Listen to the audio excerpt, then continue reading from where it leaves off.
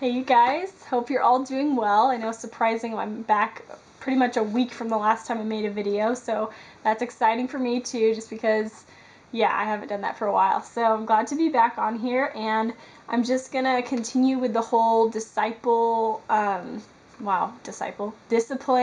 thing, and it's cool because the Lord has really been just like the whole, actually it started a couple days ago, but just he started speaking to me about being a disciple, and how in Hebrews, when it talks about how God disciplines those that he loves. And I mean, he had been speaking to me about that before, and I felt like that I was being disciplined by him and stuff like that, but I didn't really understand it, and I still don't, but I feel like he's kind of giving more revelation on that, which I'm so thankful for, because I love it. I mean, I want to know, God loves me, and so he disciplines me. I want to know what that really means. But anyway, that's a side note. So I'm going to continue reading those notes that I started with the last video. You can watch that if you haven't, so it just kind of blends in. And once again, I'm just going to read the notes, probably comment as I'm going, and then afterwards just kind of share some stuff. There's a passage that I felt the Lord wanted me to talk about. I don't really know exactly what he's got with it. I'm just kind of going with whatever right now. So yeah.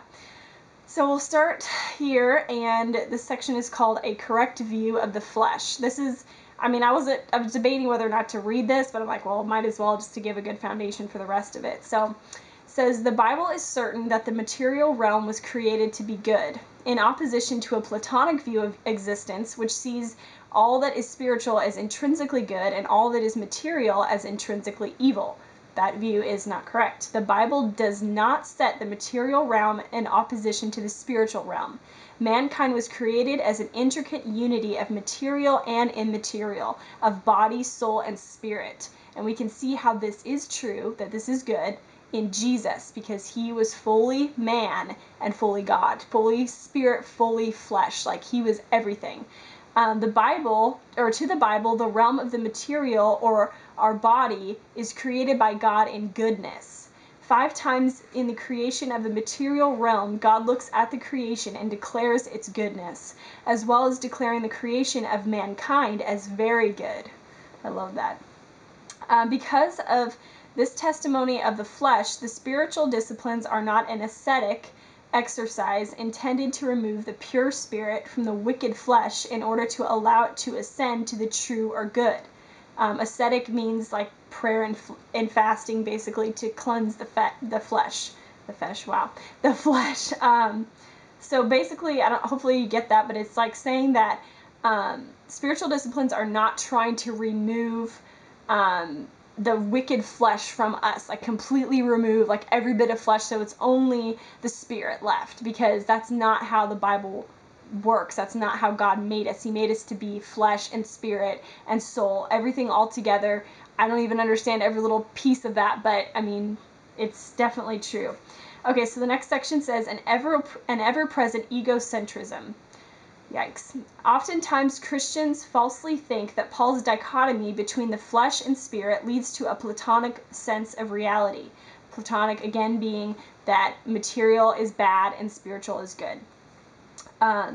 However, when Paul uses the term flesh, he is not attempting to establish a dualistic sense of reality.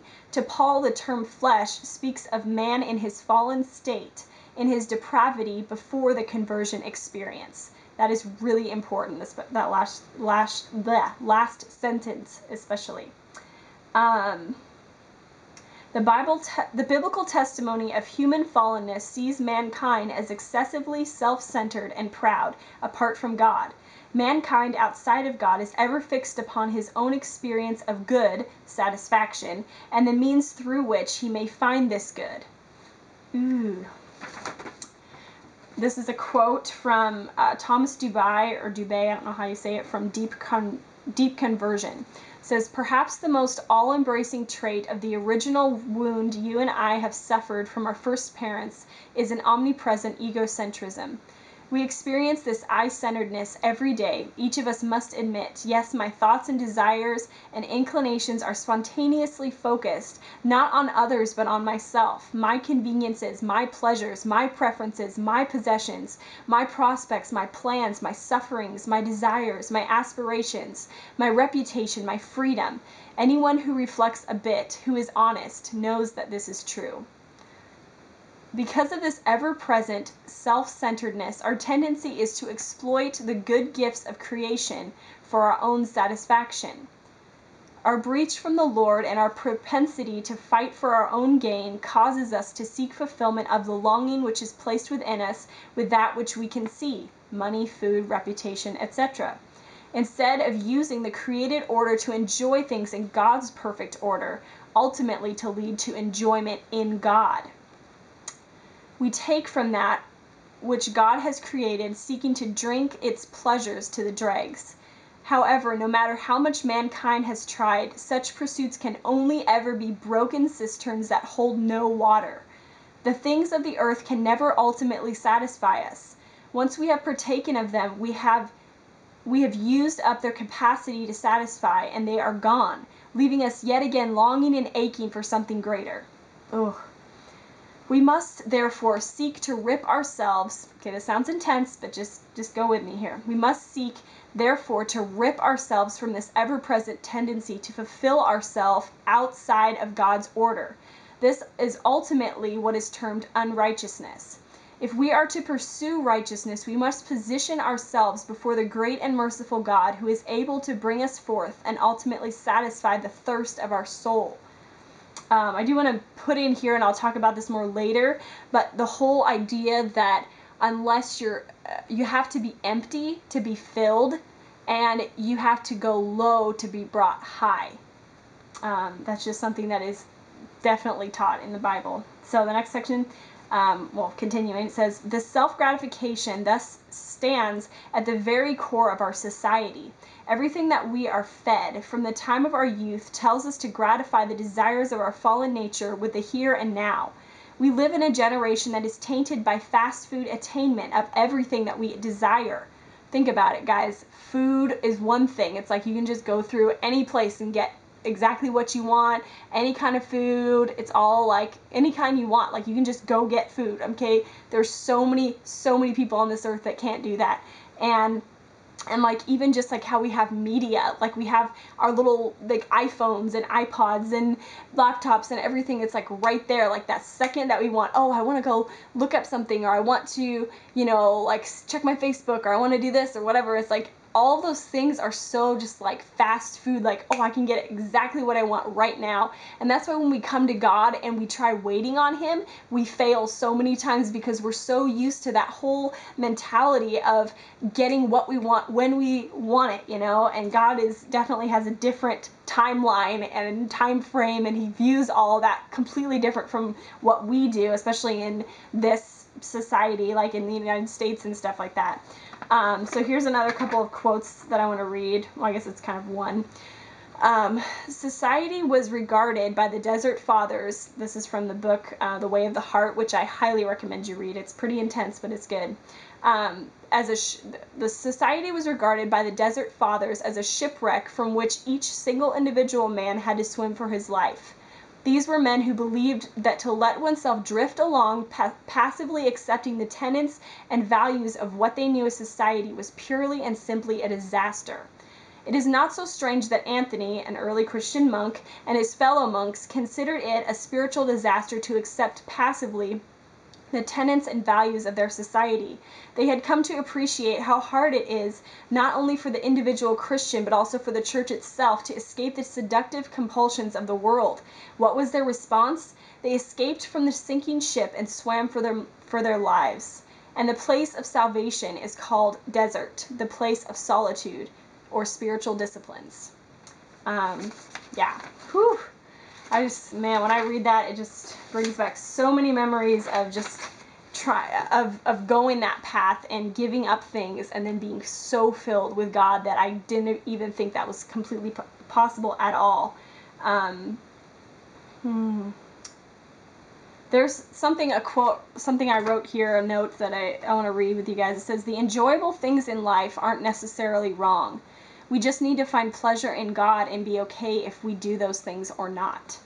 That's something that I kind of live my life by now. It's like, I mean, I know I've said before in my other videos, like, or in comments or whatever, you know, people are like, what do you do for fun? Somebody asked me that recently, and I'm just like, I don't know, like, be with God. I mean, like, I'm so ruined for the things of God that nothing else, like, even comes close to just the exhilaration and the incredibleness of God that made everything, like, revealing himself to me and living in me. I mean, there's nothing else that could satisfy. I mean, I will go, like, days, you know, without anything if I had to, you know, for him to come, like, for him to just penetrate my heart and my spirit. Like, I don't want all this other stuff. Like, it's fine, like, once in a while to have fun with friends and enjoy people and stuff like that, but I mean, God did make us for relationships. I believe that 100%, but it's like, there's still, like, this ache inside of me that only God can satisfy, and I know he does satisfy because I've experienced that from going to that place of the spiritual disciplines of letting go of, like, things that I would normally want, like, oh, like, 1 second, like, oh, I want to get this makeup thing, so I'm gonna go on the computer right now, da-da-da, look it up, see if I can find it, da-da-da, research it, like, all this stuff that I get so caught up in that is really, honestly, like, if I just stopped before I even started and went, wait a second, do I need this? Do I need to do this? Is this gonna, like, even, I mean, I don't have to even be that, like, articulate about it, but sometimes it's like I just feel in my spirit, I'm like, wait, I don't have to do this right now. Okay, God, no, I'm not gonna do this. And I just go off and do something else, like worship the Lord, or pray, or read the Bible, or just walk around my house, or, you know, like, different things like that. I don't know. I'll probably get into more of the details and the little, like, kind of things I've learned about that later, but honestly, I feel like I'm beginning this whole thing again. Okay, my camera stopped. I don't know where I was exactly, but basically, since being back from the internship, it's been kind of this slow fade back into, like, kind of the things that I didn't want to do, and it's not, like, full blown, but I just do a little bit, and it just gets me so distracted with all this other stuff. Like, I mean, it's really just, like, makeup reviews on, like, hair products or different, I mean, just things like that, where I'll sit in front of the computer for, like, an hour or 2 hours, just, like, clicking on videos, like, one thing leads to another, and you're just watching all these stupid videos on YouTube. I mean, just really just simple things like that, and my heart is being given away to that, rather than me just sitting before God and letting him fill me. And I know it may sound, like, really religious or something like that, but honestly, that's, I mean, that's what I've been finding out, and I'm really excited to actually be able to, like, share this as I'm kind of going on this journey again of just, like, giving up those other pleasures, letting God fill me, because it's been hard, because, like, I'll, you know, be going and, like, you know, it started out where I just had his presence so much, like, every single day I would have his presence, and I would wake up and be like, Jesus, I love you, and, like, just feel his love for me, and I'd be able to walk the whole day no matter what I was doing, just, you know, working in the yard, different things like that, and I would have his nearness. And then it kind of slowly started to, like, all of a sudden I wouldn't have it for, like, a few days, and I'd have him again, and, like, da da da da, and I mean, if you don't understand, I'll just, whatever, I'll just keep going. But so it was like that, and I was, like, so confused, and there were so many times where I was, like, bawling my eyes out, like, God, I don't understand, why can't I have your presence right now? I want, like, I need you so bad, I can't do anything without you, like, everything is pointless, and, you know, whatever, like, I would just cry so much about that, and just, like, pray and cry out to God. And I mean, through all that, it's been, you know, almost a year since I've been home, and it's, like, been a slow, rough journey, but God has been telling me and teaching me so much about all of that stuff that I'm so grateful, and I just want to be able to, like, get back to that place where I just give things up for love for him. Like, I actually see him, and I'm not blinded by my own understanding and by what other people would say or the world would say, but I'm actually, like, my eyes are on Jesus, and I want his word, and I want his life in me. Like, that's what I want to live by. And so it's really just, like, coming back to that place of going, I can't live without him. I mean, he literally gave me life, and so I want to live that out. And I mean, I could go on, like, you know, talking about him and talking to him and all this stuff for hours and hours, but unless I really am connecting with him, it's not anything at all. Like, it's just rhetoric. It's just words, really. And I mean, it may be truth, which is better than speaking lies and speaking, mean things or whatever, but it's still not the same as actually connecting with God. And so anyway, hopefully this helped you in some way. I'm just kind of rambling now, and yeah, so God bless you guys, and I just hope you know the love of Jesus even more. I want to too. I'll talk to you guys later. Bye.